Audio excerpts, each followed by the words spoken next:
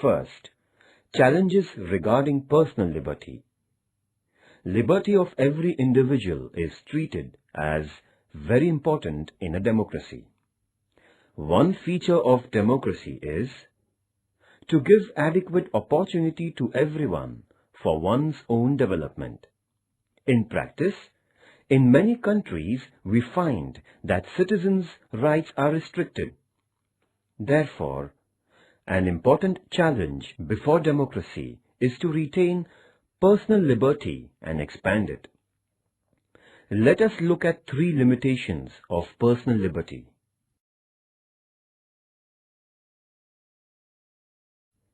The first one, social pressure. One stage of democracy is to grant rights to everyone through the Constitution. If such rights are not acceptable to the society, they remain only on paper, and in actual practice, there are restrictions of the person's liberty. Social pressure is a big challenge before democracy. Consider these 2 examples. Example 1. Intercaste marriages are allowed by law, but acceptability of such marriages is very limited in the society. In fact, many people are against such marriages. As a result, a social pressure automatically builds up against intercaste marriages. Example 2. Same thing happens in the case of equal rights for women. Law gives women the rights, but society is not very favorable to women taking up some type of education or specific jobs.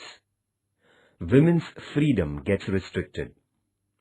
Both these examples show how social pressure can limit personal liberty.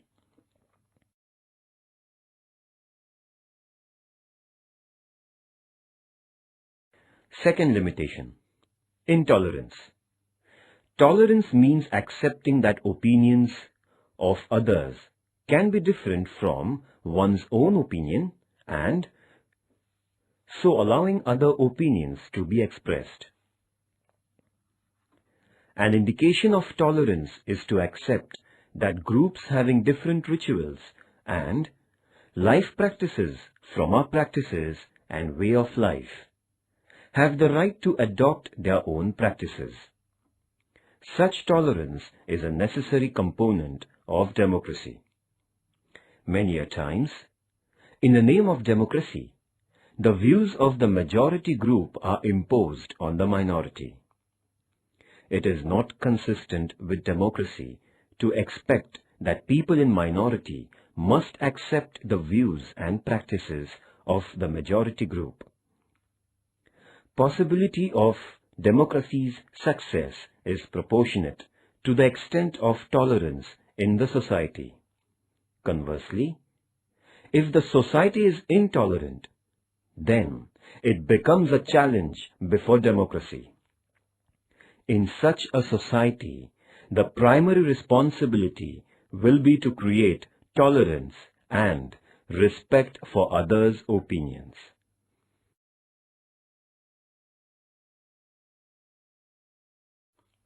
Third limitation, security and personal liberty. In recent times, world over, the issues of security has become very important. Governments have to take extra caution about the security of people in the view of organized crime and terrorism. It is the duty of the government to take measures for the security of the citizens. But, while fulfilling that duty, should it protect security by curtailing personal liberties, or should it allow unlimited personal liberty and risk security? How to strike a balance between security and personal liberty? These are complicated issues. For instance, in the United States, there are no restrictions on citizens holding arms. This leads to rise in crime and misuse of arms, particularly guns. It is argued that therefore there should be restrictions on arms holding, but supporters of individual freedom oppose to such restrictions.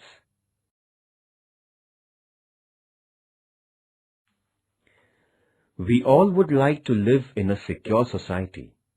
This would require tackling of criminal gangs and terrorist activities. But to what extent should we allow the security forces to interfere in our private lives for purposes of security?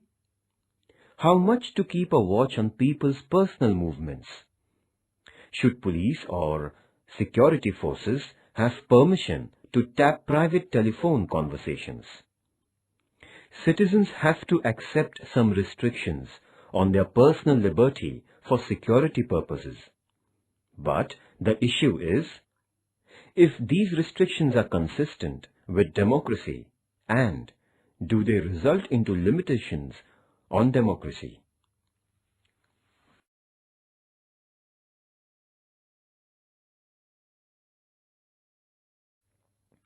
Second, challenges about participation. A. People's participation. People's participation is the core of democracy. It is of course necessary that the rulers should be elected by the people. But it is equally necessary that citizens should regularly keep a watch on the functioning of the government. It is expected in a democracy that citizens should develop their own views in public matters and influence the government. For this purpose, various measures are suggested for increasing people's participation through meetings, discussions, and other political activities. It is expected in a democracy that rulers and administration should give appropriate response to the participation by people. Participation by people can be of four ways. First, electing representatives, that is, including becoming representative oneself. Second, to keep a watch on the functioning of the representatives. Third, to take interest in and participate in the administration of one's own locality. And fourth, participate in the making of national policies. A challenge before all democracies is to find out ways of increasing people's participation in all these four ways of participation. The world over, experience of democratic countries is that people participate in voting, but there are very few who participate in politics on a regular basis.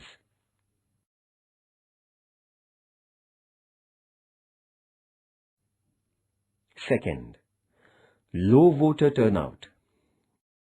Elections are important in a democracy because people elect their representatives through elections.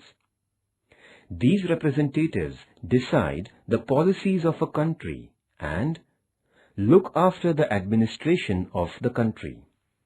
But if all voters do not vote, how can be the elected representatives become people's representatives?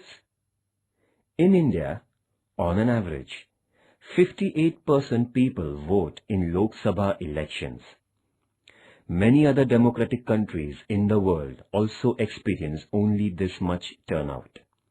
This means that among every 10 persons, 4 do not vote. If this is so, how are we going to know what these 40% non-voters have to say?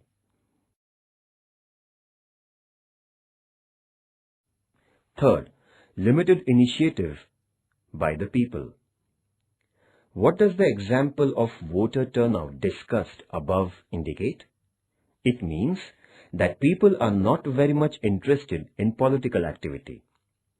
Voting is a very simple and primary political action. To take interest in politics and engage in other activities is an even distant possibility. Citizens do attend political meeting, but to take an initiative and discuss about government's policy, to organize people, etc., are activities in which there is very limited participation by people. How many people take the initiative in complaining about problems in their village or locality and the follow-up on those complaints? Such activities are called people's initiative. Higher the initiative, the stronger the democracy will be. But all democratic countries face this problem of increasing such initiative.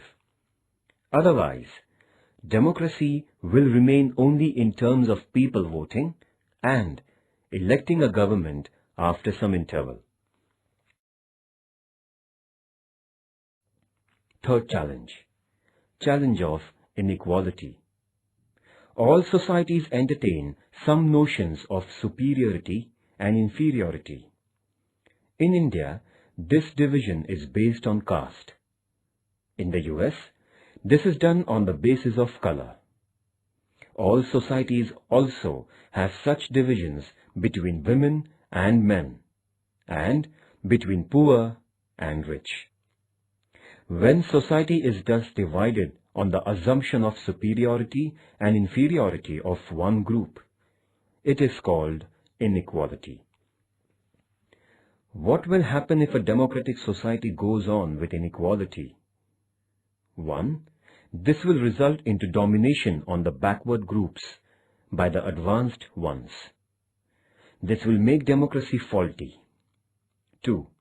If the backward groups continually experience that their just expectations are not fulfilled, they will lose their faith in democracy. This will produce fresh challenges before democracy. Therefore, democracy has to tackle inequality. A. Types of inequality. A. Social inequality. While studying diversity, we have seen that caste, religion, and gender are the basis on which a superior-subordinate division is made. These have an adverse impact on democracy. In order to implement democracy in an unequal society, the challenge to tackle inequality needs to be handled. If this is not done, democracy cannot be successful. Democracy guarantees political equality. For bringing about social equality, special efforts are required. In the absence of social equality, political equality may prove to be futile. In the last chapter, we also noted that groups treated as inferior, women or some castes, do not get adequate share in the country's political power. So, it is necessary to decide measures for ensuring them adequate share in power. These groups are also more backward as a result of inequality. It is the responsibility of democracy to find out ways to ensure their progress and development.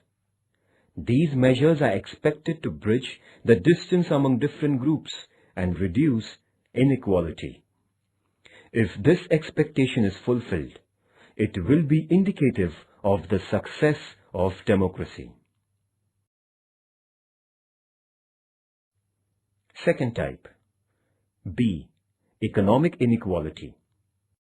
Economic inequality too is a challenge before democracy. In a society having poverty and unemployment, democracy experiences limitations. The objective of democracy is to achieve the well-being of all citizens. So, democracy has to take the responsibility to reduce poverty and make all basic amenities available for the poor. Policies need to be decided accordingly. Many poor countries have democratic governments. Such countries face the challenge of maintaining democracy and, at the same time, tackling poverty. In situations of extreme poverty, democracy remains only in name, or it is endangered due to social rebellion.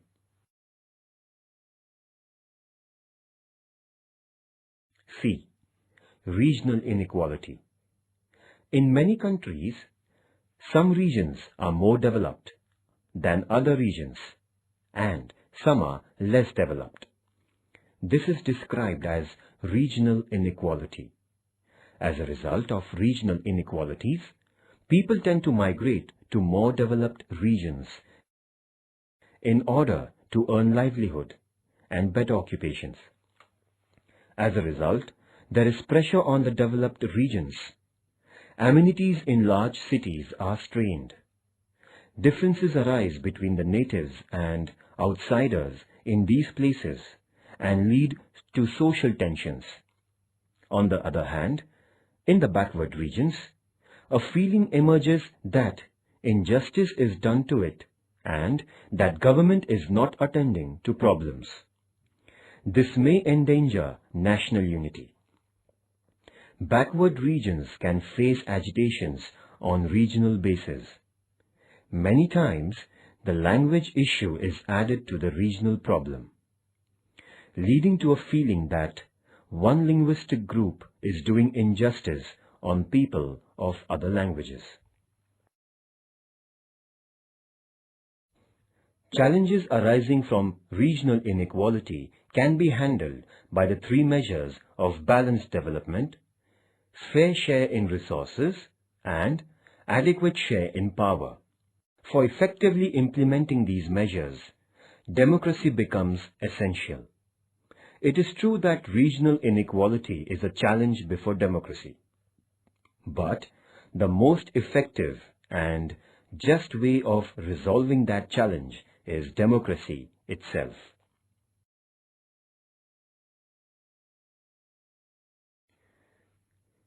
Fourth challenge about participation: opportunities of participation and complex nature of governance. Why is that people do not participate in politics on their own? Running a government has become quite complex in modern times. Scope of public affairs is quite vast. Even if we are taking decisions about a small town, it involves many complicated rules and details regarding procedures. Therefore, it is not possible for citizens to spare time from their daily routine for politics. Besides, not many opportunities exist beyond voting for participation in public affairs. We elect our representatives and then they meet and discuss and make decisions. Then, ministers and officers look after all administration. In all this, after the elections, there is little scope for people to take part. Now, in our country, some provisions are made for participation of citizens at the level of village or city ward. Yet, citizens are not consulted while deciding. There is not much issues like how much to spend, on what matter, which development works to be given priority, and started urgently, etc. In case of most democratic societies, we find limited participation of citizens in spite of democracy. When political leaders and people active in politics are convinced that people should participate more in politics and in governing the society, various measures are devised for this purpose. Political parties undertake membership, campaigns and try to involve people in party work. Various organizations organize meetings and rallies and try to communicate to the government what people think. At the formal level, that is, by making legal provisions, opportunities for participation are created. Of the four ways to participate in politics that we saw above, electing the representative, that is, by voting, requires the least time. Without disturbing our daily routine much, we can participate in voting. But political participation through other ways means that people need to have interest in public affairs, and they would also need adequate free time for doing that. Such participation would also require enough opportunities. Only then people would participate in ways other than voting. Chapter 8. Challenges before democracy. Universal support to democracy. In last 100 years, democratic system is being established in most parts of the globe in some form or the other. Currently, democracy is the most prevalent form of government. In societies where democracy does not exist, either people are engaged in struggles to bring about democracy, or the governments in such societies claim that they are democracies. In this sense, democracy has become the most acceptable form of government today.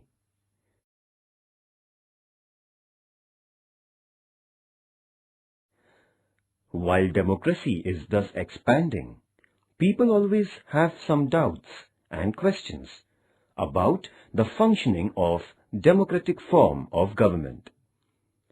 Whenever the country is facing any big problem, many people tend to think that it would have been better if we had some other system than democracy.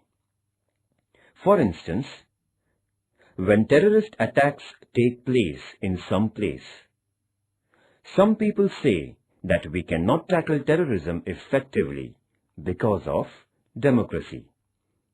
Some people think that in times of war or terrorist attacks, government should be given extra powers by setting aside democracy. Besides, in every society, there are some people having attraction for army rule. Some people also think that a strong leader is required for solving the issues facing the country, and that such a leader should handle issues by imposing strict discipline. Of course, it is true that democracy is not a perfect or entirely flawless system. What distinguishes democracy from other forms of government is that flaws and weaknesses of democracy can be freely discussed and solutions can be found out.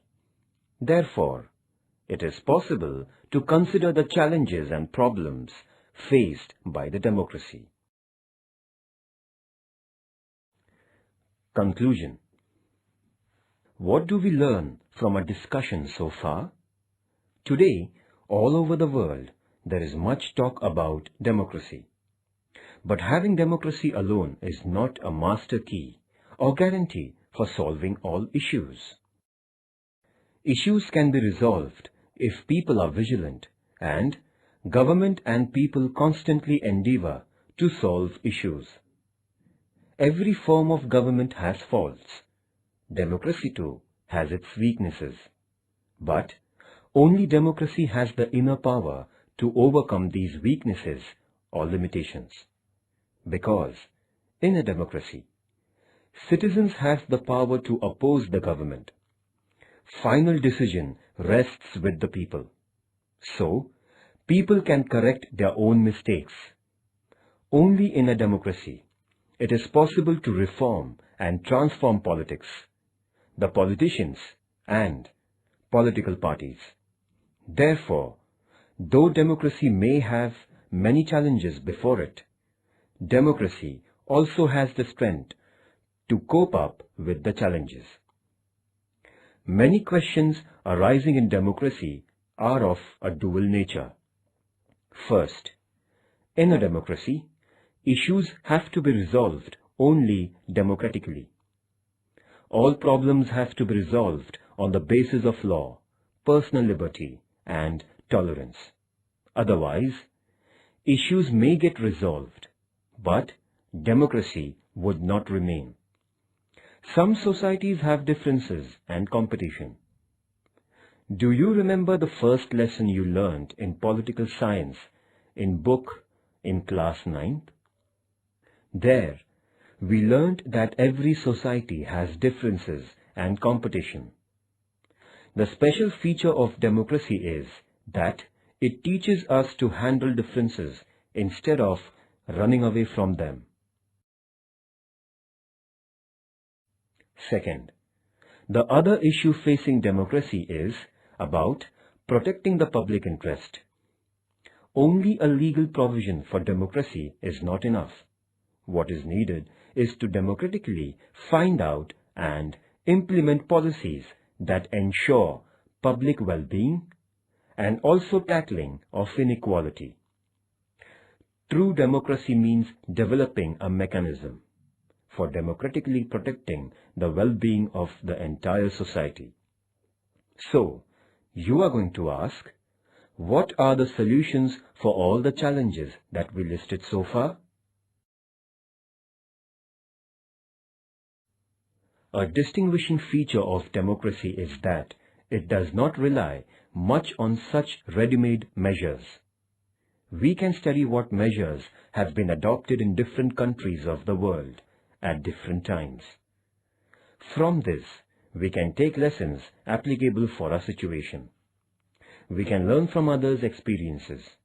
But, in the last instance, every society has to find out its own remedies on each question. And this has to be done in a democratic manner. Meaning, through internal discussion, negotiations, and by taking everyone together.